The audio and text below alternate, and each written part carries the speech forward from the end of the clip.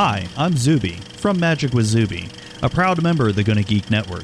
Just like the show you're listening to now, the opinions expressed are those of each individual host. Check out all other podcasts at GonnaGeekNetwork.com and get ready because geekiness begins in 3, 2, 1. Hello, welcome to episode number 116 of Better Podcasting. Today, we're saying no to the RSS feed as we talk about non-traditional podcasting endeavors. In this week's Better Podcasting download, we talk about a recent Reddit article where some people learned from being live.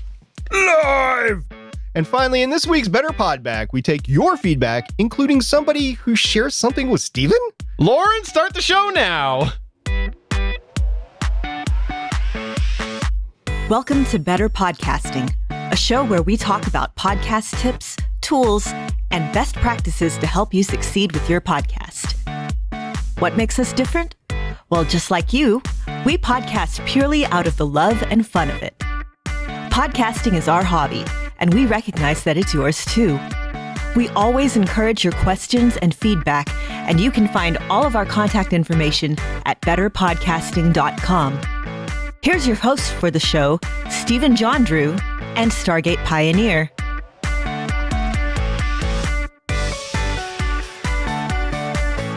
Hello and welcome to episode 116 of Better Podcasting. I am the only guy to dumb down his smart home, Stephen John Drew, and joining me is the only podcaster to monetize his beard, Stargate Pioneer. I'm telling you, the beard plays. The beard plays in Peoria, the beard plays in Canada, the beard plays on the Southern Hemisphere. It's all about the beard. And by the way, I heard from my mother-in-law that she liked the beard too. So we're all set. There you go. Yes, this is Better Podcasting, and here we like to talk about how you can make your podcast just a little bit better, and we look at it from the hobbyist side of things. So no, there's not much money talk here. There's not much monetization, unless it is, of course, about SP's beard. So if you're looking for that, probably not your show, but we got a lot of great tips and tricks to hopefully help you make your podcast just a little bit better. Now, here's one of the things that we like to do occasionally on Better Podcasting is we like to give stuff away.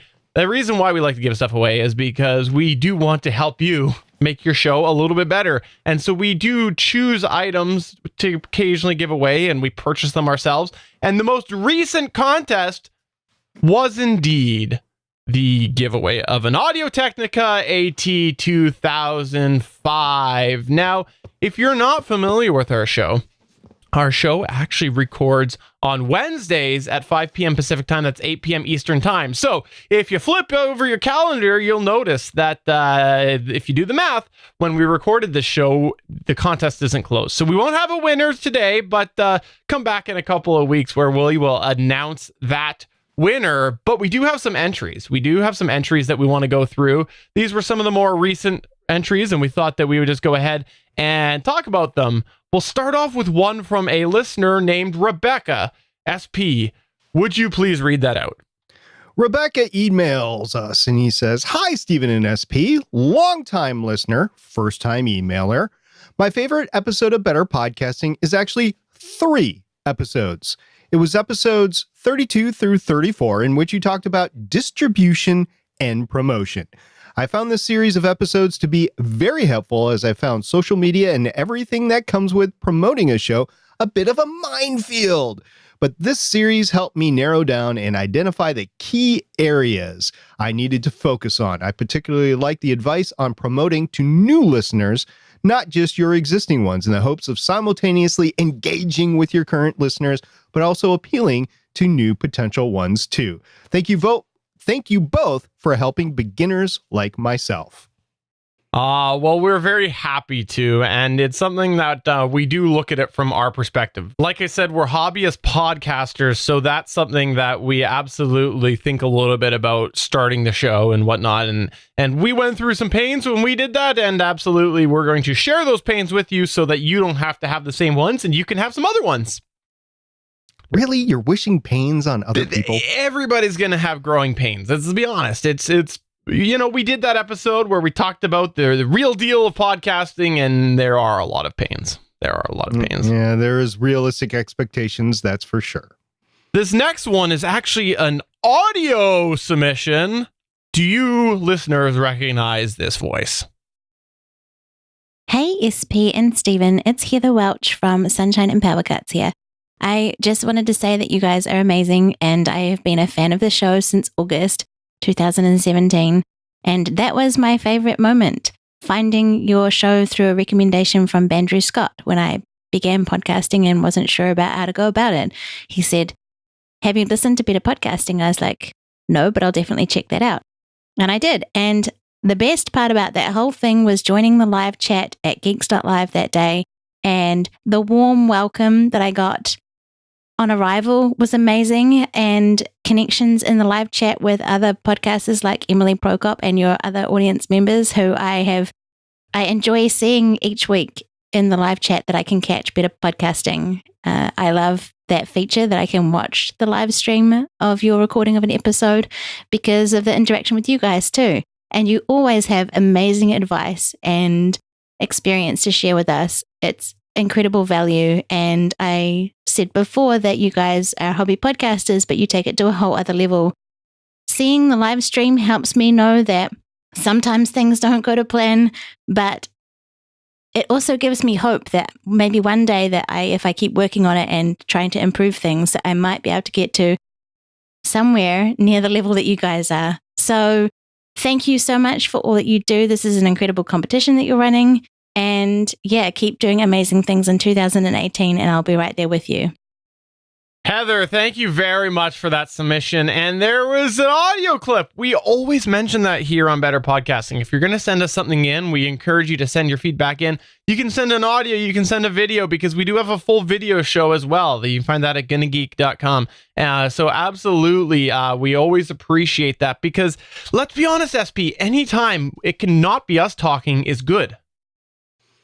Not listening to us is probably the best decision other people can make by sending in audio clips, and then don't have to listen to either of us. It's a win-win situation. It is. But seriously, thank you very much for sending that, Heather. And absolutely, I got to say, it's great seeing you around the chat room. And if you've never checked out a live version of this show, come on by on Wednesdays at 8 p.m. Eastern Time at www.geeks.live. You see the raw, the real, the unedited version of SP and Steven. And guess what? SP has a very, very potty mouth. It's true. I might say dang it from time to time. There might be aw shucks thrown in there. You never know. Hey, we actually also got another entry into our wonderful contest by Mark Farquhar. And he says, "Hi guys, my favorite episode is number 006, where you discuss mixers and recording hardware. This episode came out right at the time I was doing my own research into what I need for my own show, and the info you gave in this episode proved very useful. Saved me some time and actually saved me some money in the end. So I'd just like to thank you for that. I'd also like to add that I still listen every week, even though I pretty much have podcasts sorted in terms of the format, the logo, the branding, the hardware and software, simply because I love the show, and I'm always looking to learn something new. Thanks again for all your help and advice over the last 2 years, celebrating 1 year of my show, Behind the Noise." Mark, I got to say, I know I see Behind the Noise posts regularly on Facebook, and it's really cool to see what you've accomplished in a year. You've got some amazing stuff going on, and I just want to say thanks for your submission, and thanks for still listening, because yeah, it's obvious to me whenever I see the post that you got it kind of your flow on under wraps, and so it's really cool to see you still listening. So thanks, Mark, and thanks for reaching out and for entering this contest for the Audio Technica AT 2005. Now, while this doesn't meet the intent of the contest, because our contest submissions were supposed to be the best episode of 2017, because podcasts are timeless once they go out. I mean, it's time delayed content. Yeah.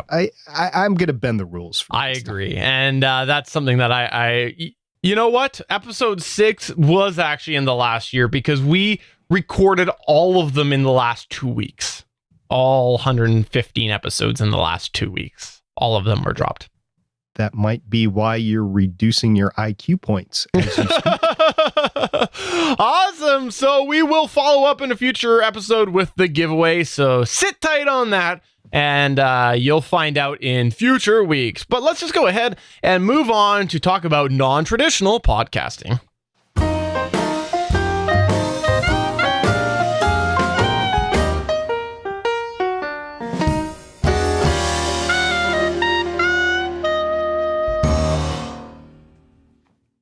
A few episodes back in episode 107, we spoke about the question, what is a podcast? Ultimately, where we personally here at Better Podcasting landed was that it's an audio program distributed by an RSS feed. An RSS feed, which is what, SP? It actually stands for Rich Site Summary, and originally it was called RDF Site Summary, but a lot of people just call it Really Simple Syndication, which is not actually the technical term. It is Rich Site Summary. So that's what we talked about as being a podcast, but let's be honest here. The idea of making a podcast and what is involved with that is not really original to podcasting. There are a lot of other mediums that are similar to that, where you talk into a microphone and then you distribute that to somebody. That is many different things beyond just having an RSS feed. So consider this. You've invested some money into making your podcast better. You're obviously listening to Better Podcasting because you want to do that. You might have spent time on it. You might have spent money buying gear. Whatever it is, you've invested in your show.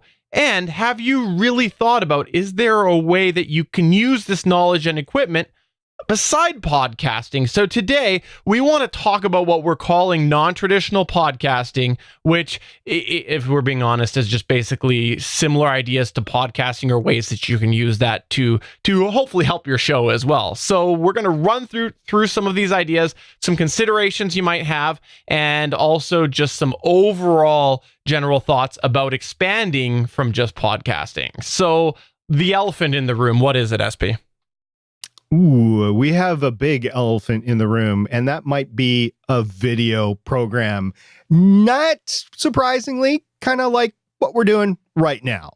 So while truthfully we prioritize the podcast or the audio side of Better Podcasting, ultimately we are also a video show, which is quite obvious if you're actually watching us on YouTube.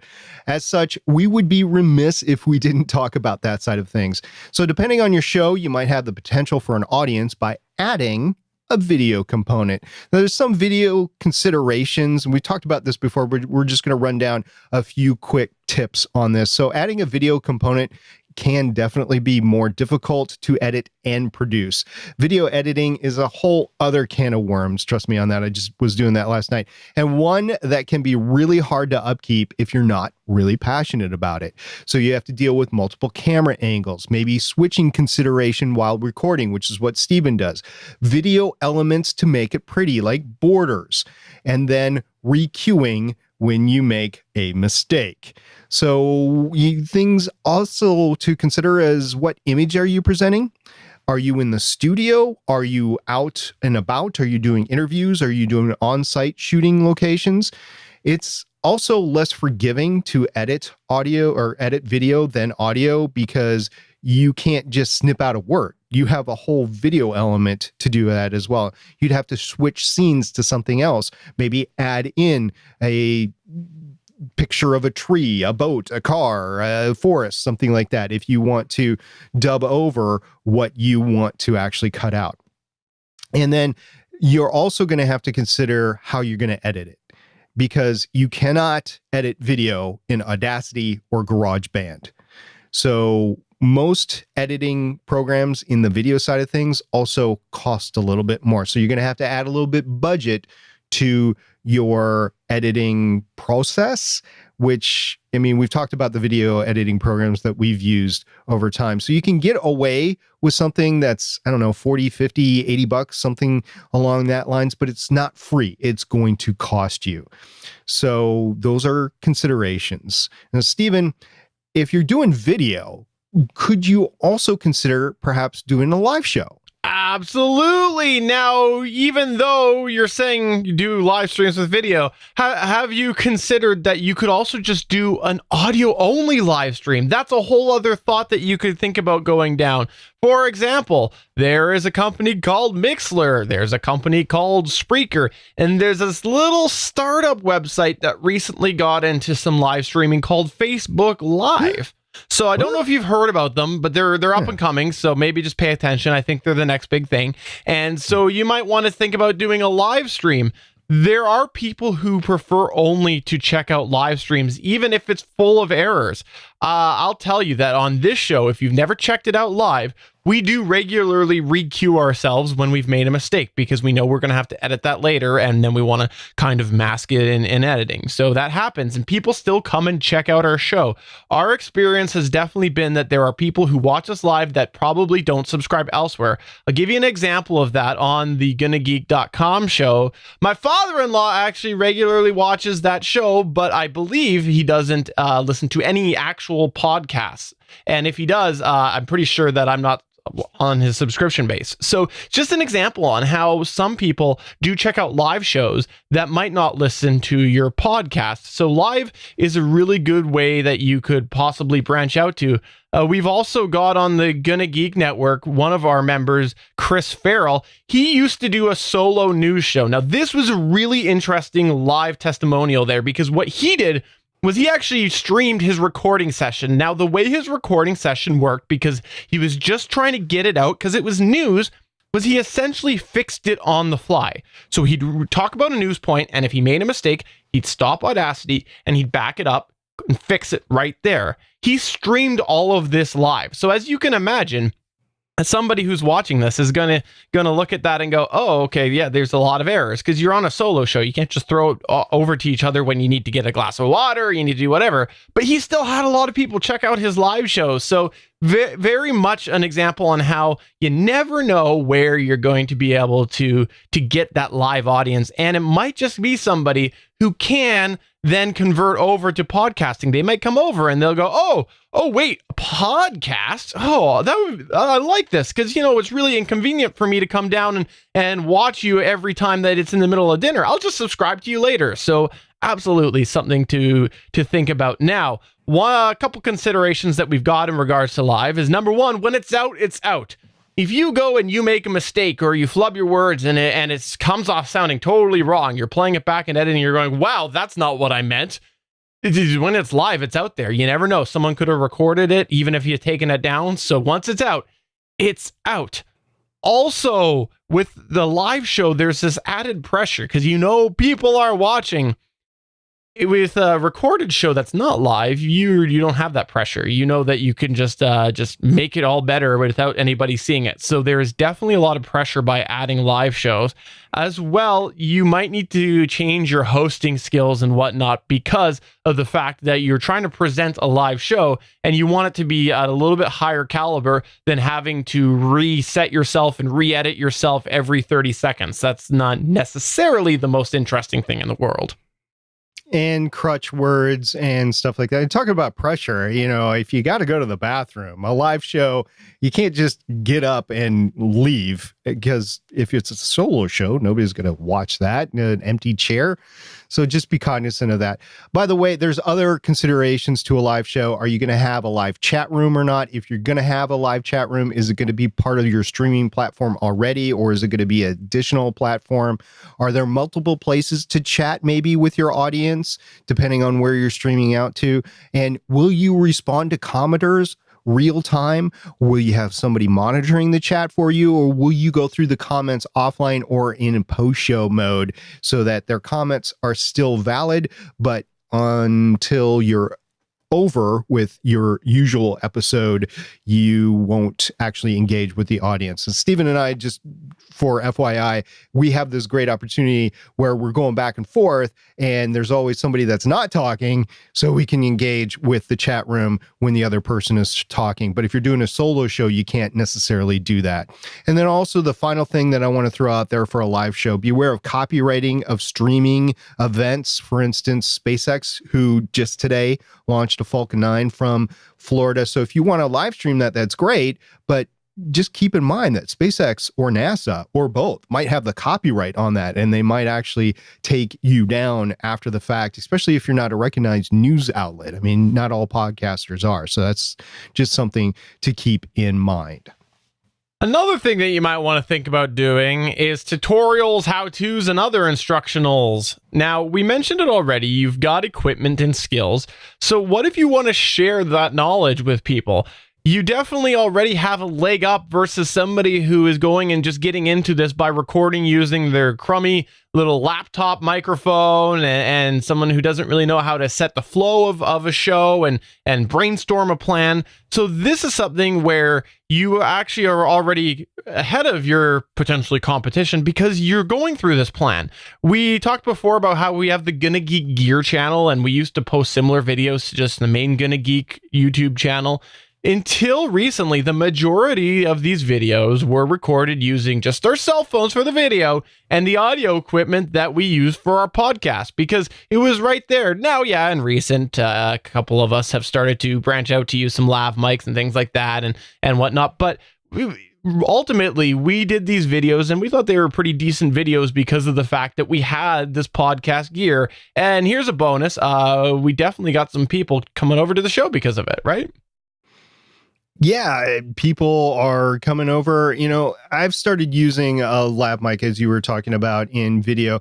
Not entirely comfortable with the sound after using like a actual studio microphone, but it's listenable and it gets rid of the headphones and all the audio gear while you're trying to actually focus on the audio equipment that you're reviewing or unboxing or anything like that. So generally speaking, this was really easy for us, but this is something that could take some time to learn if you're starting out with. So sure, this could be a video process, but have you considered doing something audio-wise as well? You could post it to a site as a one-off, like your, I don't know what this is, Facebook site. What's the Facebook, Steven? No, that's that Upstart, the starting company I was telling you about. You'll know them in a couple of years, okay? Just wait. MySpace will go away. Facebook will come in.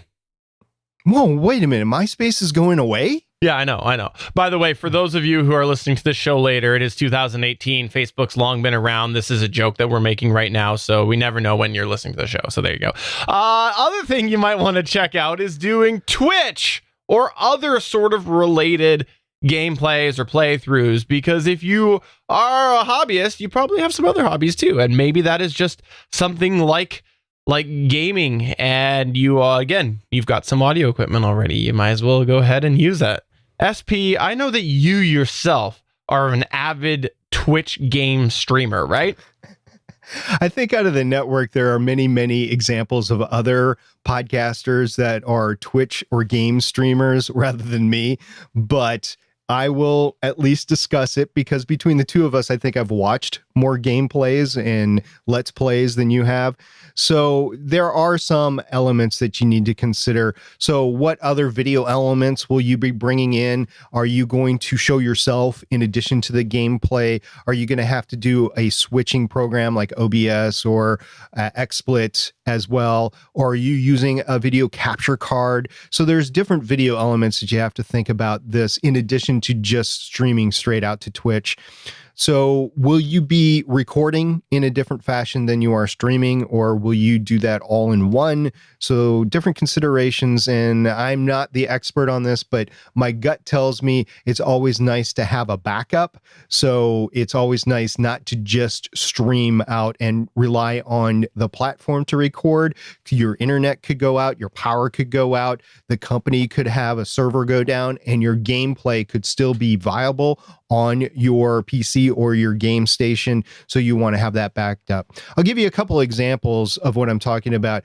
There's a YouTube channel that I just get a kick out. It's called Air Force Proud 95. It's all one word, and 95 is the numbers. It's hilarious gameplay into Flight Simulator X. I think it's FSX or Flight Simulator 10. And it's actual realistic gameplay. So you're actually playing like you're piloting or you're doing air traffic control. And this guy just takes it to another level and just, it's really entertaining. So I really enjoy something like this. So I don't want you to just poo-poo it because it's like video games. This could be entertainment that you could get paid off of from AdSense or views or whatever.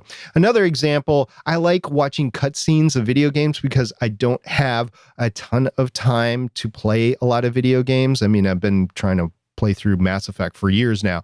So I will often go to YouTube to watch the cutscenes or Twitch or some other platform. This could be a viable thing for you, a viable hobby, or even a viable business. So it's just some things that you have to consider, and it's non-traditional. It's not a podcast, but it is like a podcast because you're recording just like you would a podcast.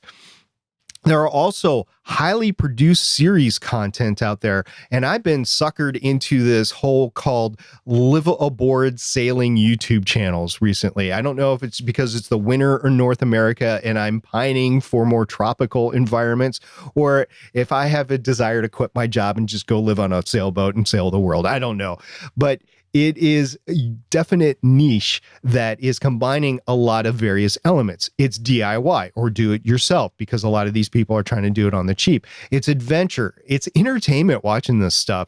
It's a viewpoint into a different lifestyle than what you have. And also, you can do promotional style videos as well. And Steven, he did a couple of great promotional videos, one for Better Podcasting, one for Giddy Geek. He's got the promotion bug, the video promotion bug. And I'm just lucky to be able to podcast with somebody as talented as Steven. That might be the only time, Steven, you ever hear me say that. I have already marked the time code, and it is all I will play on loop to and from work every day. I kind of figured.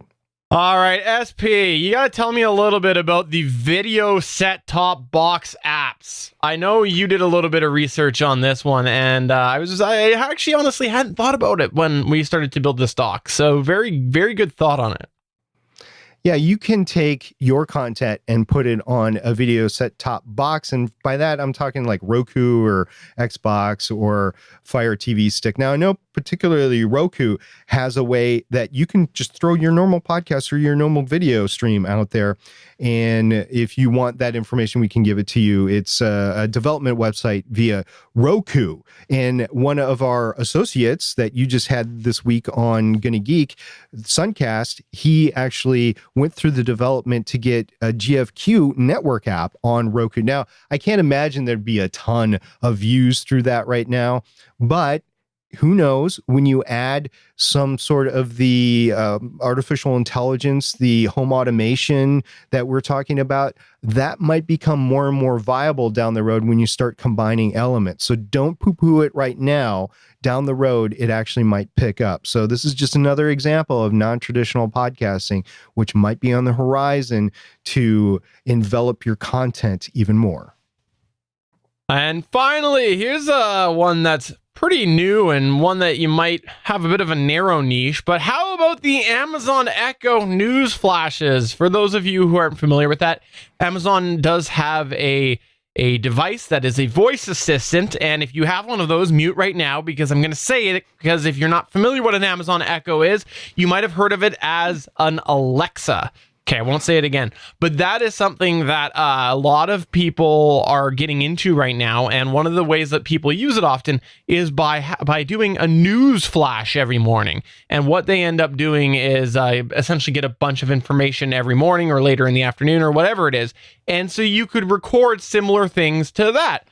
Dave Jackson of the School of Podcasting did one a little bit while back, and also I know Tom Merritt from, I think it's Daily Tech News, has one called the Daily Tech Headlines, and there's been some other ones like CNET and Seeker and whatnot, and this is something that, again, it follows very similar to the podcasting flow. You have an idea, you think about what that idea is going to be, how it's going to be, you have an anticipated timeline, and you record it, and then you get it posted out. It is very, very similar to a podcast, but on a much smaller scale, because this is a big point of these things here, is you need to be aware that they are supposed to be a news flash, not a news 3-hour story. So absolutely, it's something that you want to be aware. You got to bring down the time a little bit, and that can be harder because you're used to having the luxury of a certain amount of time. And I would anticipate that those who are subscribing to news flashes they've got an idea on how long it's going to be. So I think they probably are a little bit more picky if you're all over the place with time each week. I think you probably got to stay somewhat consistent. The other thing as well is don't be too ambitious, or it could be very exhausting. If you do this and you put one out every single day, it can very much be exhausting. So just keep that in mind. And it's also going to be a question of, is the content going to be worth the amount of time that goes into it? Sure, it can be fun, but it also is a question on, is it worth the return of investment? Because again, very niche market right now. Especially if you use one of the dedicated apps and not just the news flash. A lot of those are very interactive. And by that, I mean like NASA Mars, Curiosity.com, This Day in History.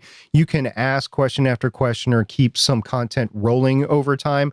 That's got to be intensely development associated. So you got to watch out for the time that you put in for your return on investment. Now, with all that said, let's say you're considering branching out to one of the various different ones that we just talked about in terms of non-traditional podcasting. What else is there to consider? Well, we just talked about the first one. Do you have time for this?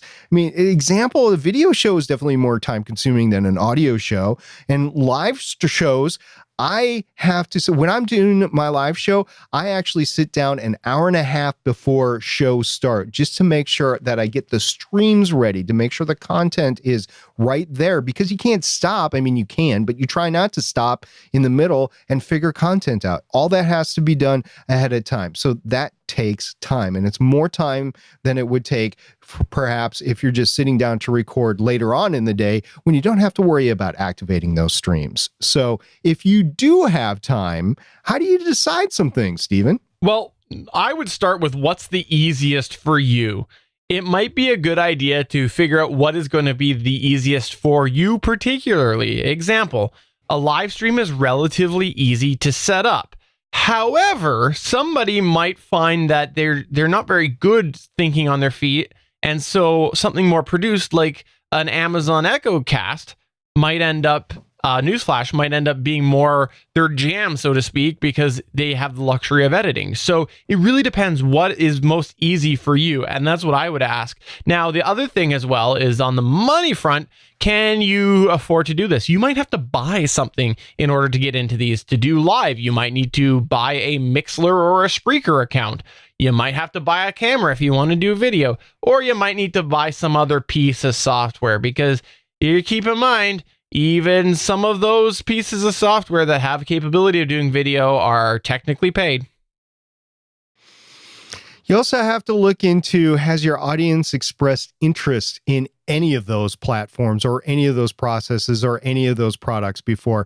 If you've been asked to do one of those things before that you're considering, it might be worth prioritizing that, because you know that at least somebody would be interested in it. So it has an indication that your fan base or your listeners or your viewers are interested in it. And then finally, how will it benefit you? For example, on Better Podcasting, we've had some people tell us that they really enjoy our live shows because they watch it live. Then they go ahead and check it out edited as well. Since our audience is making podcasts, they're learning from what we do. So there's value in multiple takes on the same content. We have found people through YouTube tutorials, and people have found us through YouTube tutorials. Andrew Scott is a great example of somebody that I found through YouTube tutorials or YouTube reviews. In an Amazon device newscast, it could be a way to hook people in. It's short and sweet for the most part, 2 to 5 minutes. But if they want to check out more, they can check out your podcast, your website when you say it, or something like that.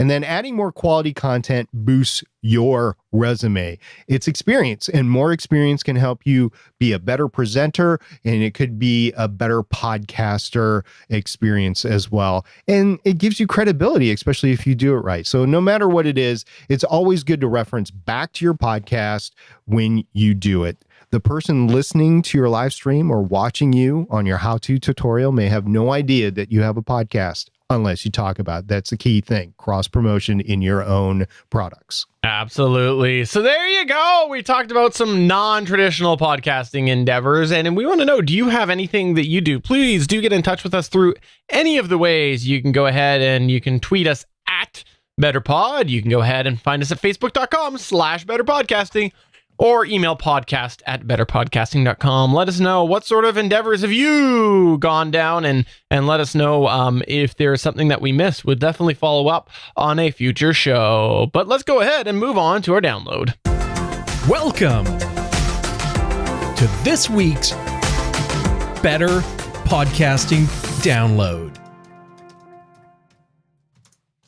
All right. So in the live chat today, we do have somebody named Bangs Naughty Bits. You might have seen him around several different places, one of which is Reddit. Reddit, I will say that fantastic moderator over on Reddit. So if you're on Reddit, you've probably seen him around, and thank you for everything you do over there. I know that moderation is not easy, and today we're talking about something that came from Reddit. In fact, if you head on over to our short link of www.geeks.link/redlive, you will see the reference material for this download. So the Reddit article or post that I actually globbed onto a couple of weeks ago was a live performance tips, and it was submitted 3 weeks ago by a Redditor by the name of Dylon13.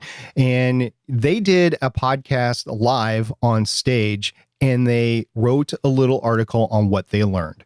So they had about 70 episodes in the can in the studio, and after they had the 70 episodes, they decided to take their Portland, and I assume it's Portland, Oregon, based podcast to the stage on a Saturday night. So they booked a small bar with a stage and a decent sound system, and they had about 60 people show up. That's amazing. 60 people to come to a live show.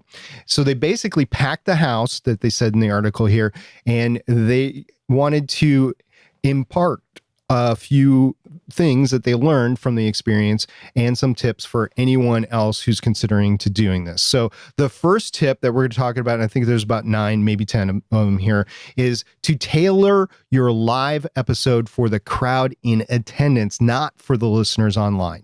So you want to elicit crowd responses and interaction. Many of their attendees were friends who had never actually listened to their show, and they showed up for support. So don't just sit there on stage like you're in the studio.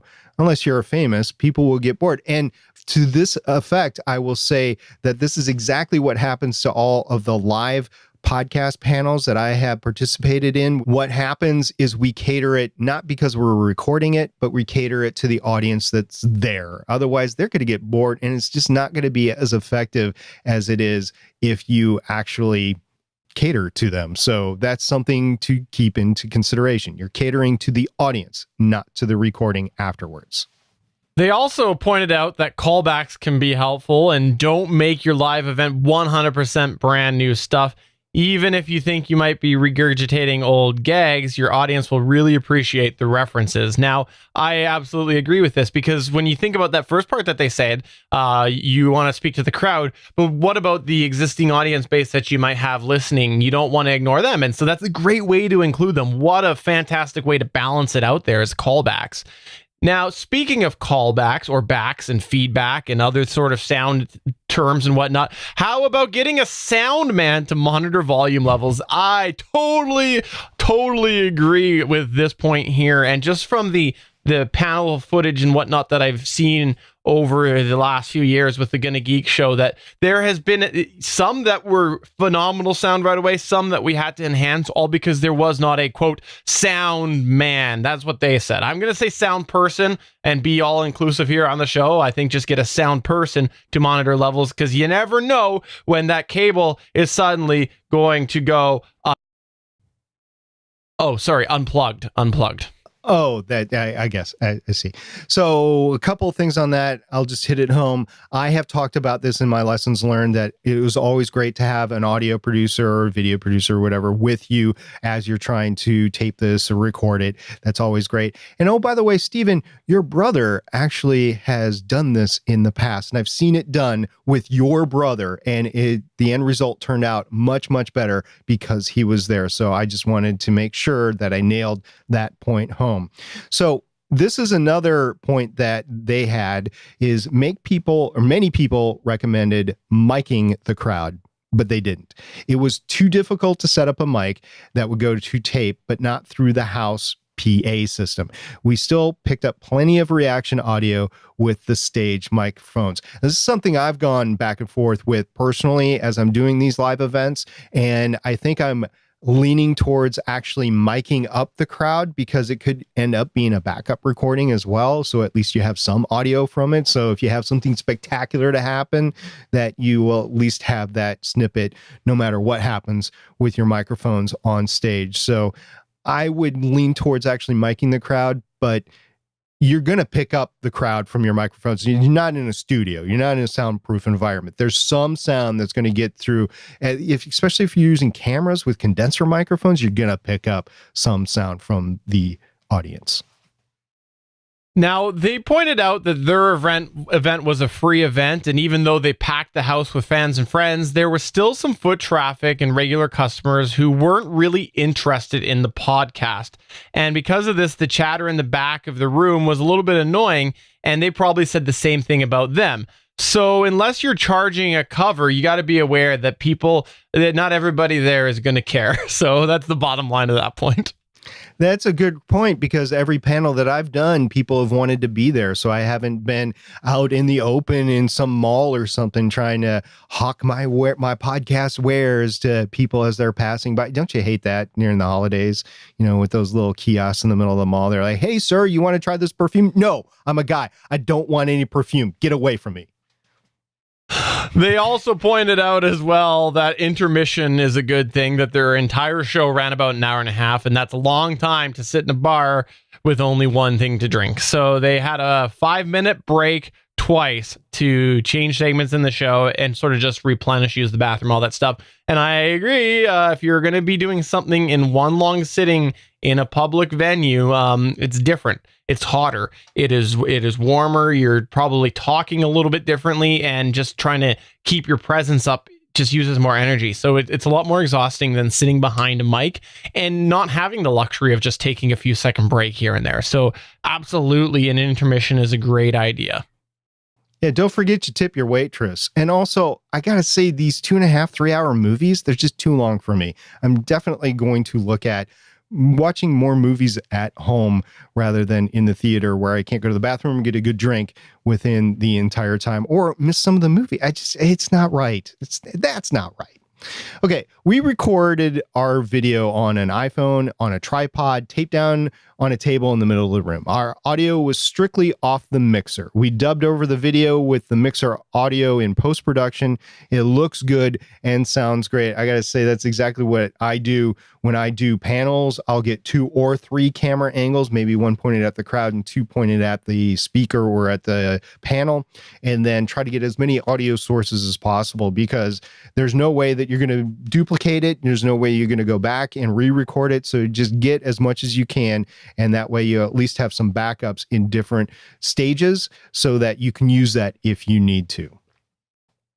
And finally, they said, have some free swag to give away. People love free stuff. Oh, totally. People love it, whether it is something simple or something that's a little bit more expensive. It doesn't really matter. People just love free stuff. And it's a great way to encourage people to come back and check your product out a little bit later. We have some people who have told us that they saw us at a panel and they actually saw the stuff that we gave, and they were able to reference it later and come on by and check out the shows. So absolutely, that's some great points from a podcast that they did live. And if you did enjoy hearing these and you had anything to say about it, you could definitely reach us. But instead, I'm going to encourage you to head on over to www.geeks.link/redlive It'll take you right to the Reddit post and post there.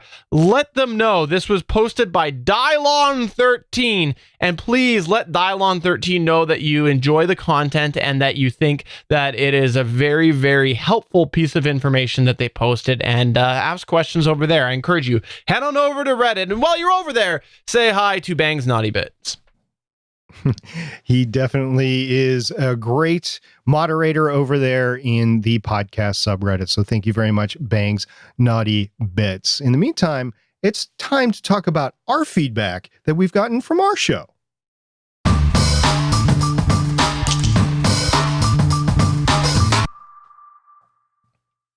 This first tweet comes from somebody that I think they're new on Twitter. I don't fully recognize their name. I'm not sure that I've ever actually seen them before. SP, do you know Sunshine and Power Cuts? Is it associated with the Facebook at all? Oh, wait, you know what? That's Heather Welsh. That's who that is. Oh, Heather. Got it. No, that is Heather Welsh, the wonderful Heather Welsh who we played earlier in the show. That is her podcast. If you want to check out Sunshine and Power Cuts, please do that. It is a fantastic show, and it has 2 types of episode within that podcast, and it's really cool, and you should check that out. Part of it is about sort of off-gridding, that's the term that I'll use, and the other part is about the sunshine, the wellness. So check that out. Really, really a great podcast with an interesting balance that just works together. So Sunshine and Power Cuts, aka Heather Welsh, said, really enjoyed this episode. One thing I have enjoyed is promoting other podcasts and making connections in various groups.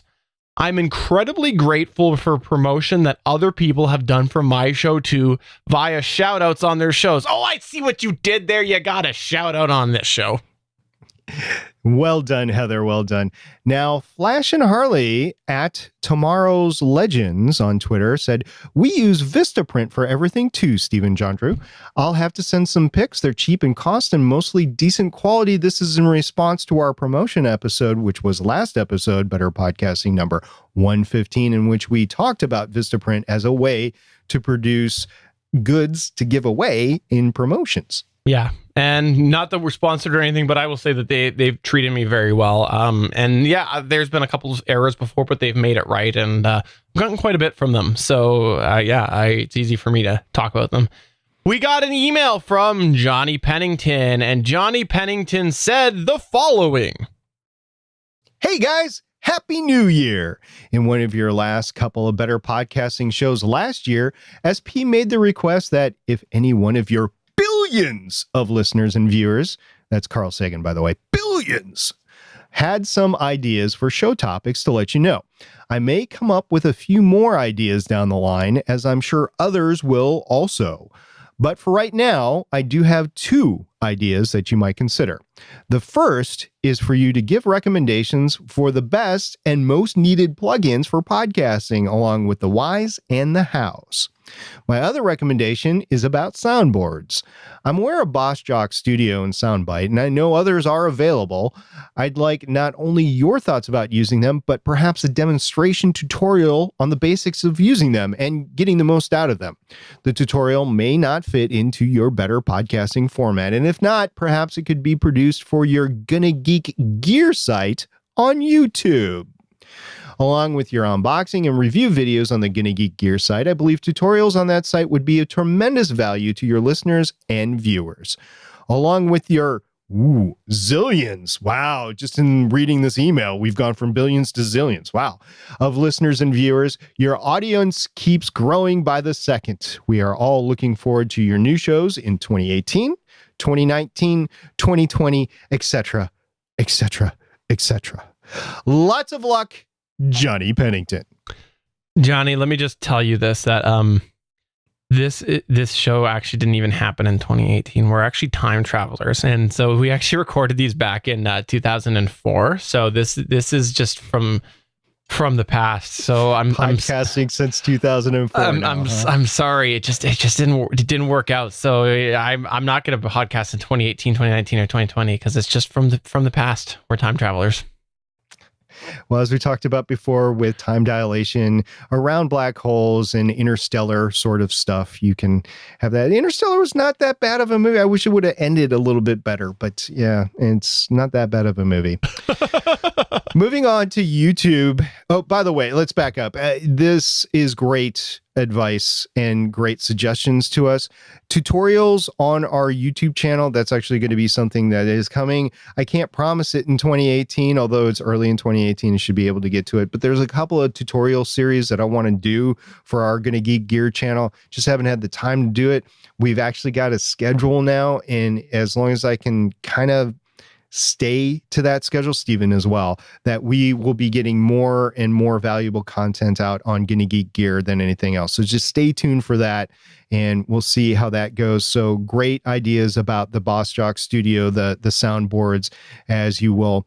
Now the plugins, that is something that we could probably talk about on a podcast. I think we already have a little bit, but we can review that in the coming weeks and months. Along those lines, listeners, if you have any suggestions on soundboards that can be used in the production of your podcast, if you have any ideas of plugins to use with your audio or video editing software, please contact us at Better Podcasting. Podcast at betterpodcasting.com. You can catch us at Twitter at BetterPod. And then also, what is this, Stephen? This keeps on popping up. Better Podcasting on the Facebook. I don't get it. I'm not sure. I told you it's coming one day. So what SP was about to tell you was on YouTube. We got a couple of comments this week. It's been interesting to see us get more and more comments over on YouTube. So people are definitely checking us out there. We had somebody check out the old podcasting microphone shootout, which was the $100 or less edition. And what they did was this was the one where I shot out 6 different microphones and originally blind tested it where I was blocked out. So this person said that based off of that, they liked number 4 the best. Number 4 was the Shure SM58. They said that 4 sounded so much smoother than others. And then after that, they liked number 1, which was the wonderful Audio-Technica AT2005. So there you go. Believe it? Yeah, it's the AT2005, yeah. You used to have them lined up in your backdrop, so 1 through 6. It's true, and then I had to change the backdrop because I started to travel with the AT2005, so I just left it in the bag. Also, we had in the big mic shootout, we had Charlie Warhurst say, "Plosive puh," is what Charlie said. So yeah, I generally do my shootouts without a pop filter because I think it's a very relevant piece of information. In my opinion, shootouts should generally not have a pop filter because the pop filter affects sound.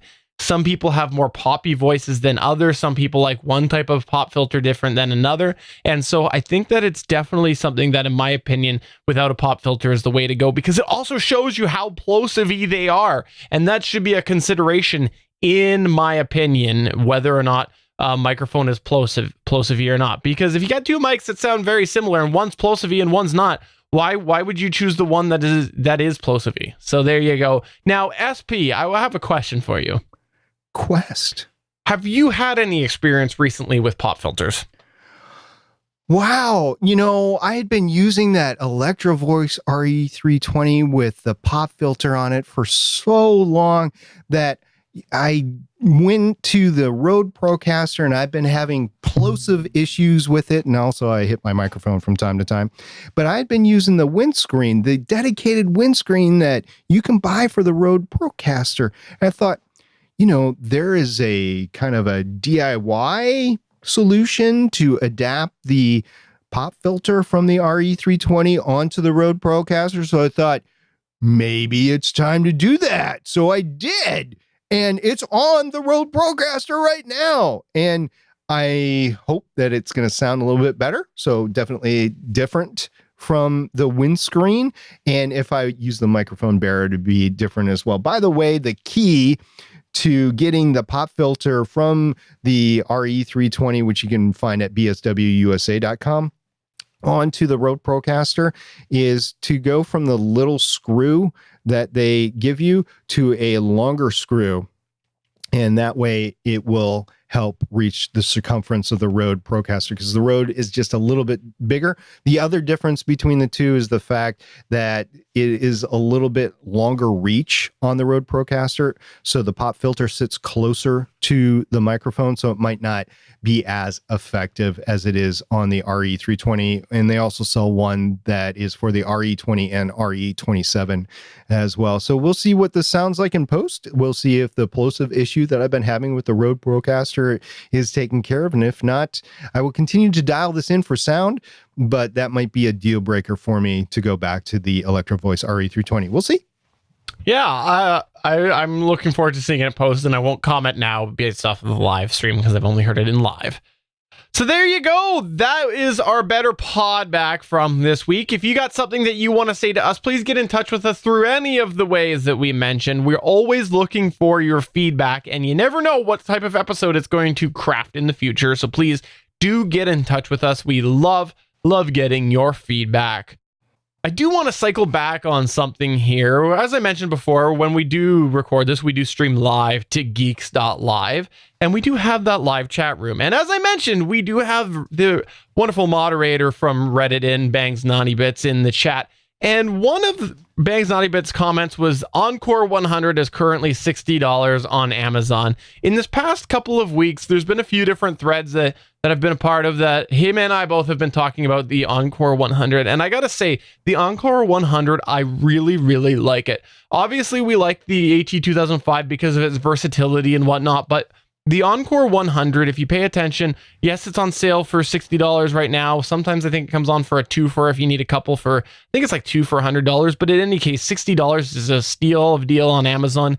And you might like the sound a little bit better. For me personally, before I started to get into the large broadcast dynamic style microphones, I was headed towards using that as my main microphone. After I tested a whole bunch and I cycled in the AT2005 for several weeks, and then I've tried some other ones, I really ended up liking the sound of the Blue Encore 100. Just had a real sort of natural sound. Plus, I also really did like the fact that it was a microphone that was XLR only, so you know there was less possible components to go wrong. I just thought it sounded very natural, and I quite like the Encore 100. So if you're looking for a microphone, it is on sale right now, and he likes it, I like it, SP likes it too. I know that SP I think prefers the AT2005 a little bit, but I think it's a great sounding mic. Just a little bit. And matter of fact, if I went back and used both of them, I might choose the Encore 100 now. Your taste for audio, especially on your own voice, evolve over time. So the microphones that actually accentuate the things that you like about how you sound might change over time as well. So just keep that in mind, that the same microphone might not be the best microphone for you to your ears over time. Also, while we're talking about that, just a footnote. If you're thinking, well, you know what, I can afford the Blue Encore 200, very different microphone, and I don't have a lot of personal experience with it, and I'm not going to speak on the personal experience that I do have, but I will tell you that the Blue Encore 200 is a dynamic microphone that is phantom powered, and that should be enough if you know anything about microphones to know that that is a very different microphone than the Blue Encore 100. So there you go. Just thought we'd mention that now since he did mention it in the chat, and it's definitely worth mentioning because we do quite like that microphone. But that is going to take us to the end of episode 116 of Better Podcasting. I'm Stephen John Drew saying fun episode today, and if you are a non-traditional podcaster, please let us know. Where do you do that? And I'm SP saying, let us know what your plugins are and what your soundboards are. Bye. See ya.